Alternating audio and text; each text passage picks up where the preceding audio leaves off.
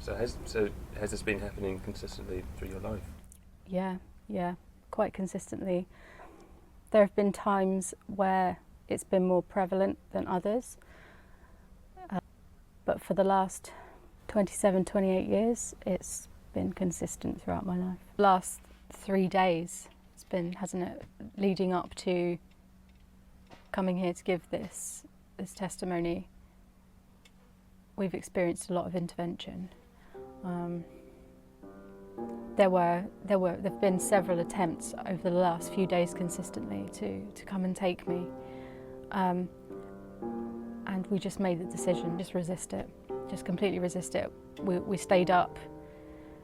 Well, Tom, you stayed up all night.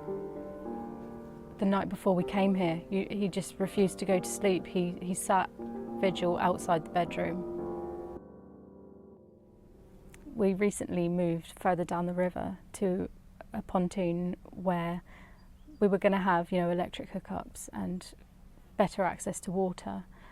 But actually, we're quite isolated where we are now.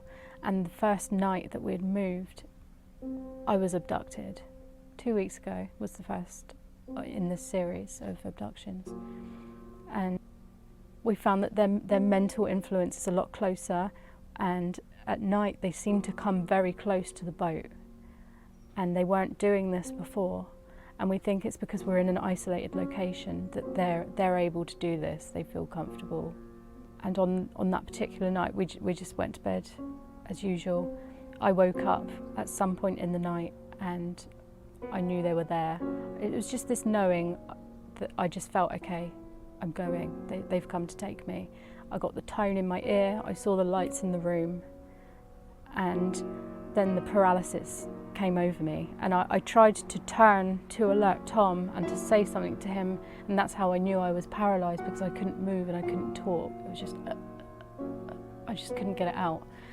And then I don't remember anything more. I blacked out at that point, and the only memory I seem to have of that abduction is being in the craft, flying upwards, vertically, not like a plane, but just going up like this. And I remember seeing the ground underneath me getting smaller and smaller. And I was aware that we were flying over Bristol in the UK, because at Bristol city centre there's this like a Ferris wheel, and we flew over it and I recognised it. I remember looking at an interface screen. There were screens all around me. I was looking at one screen. My handler, who I recognised, who had come to collect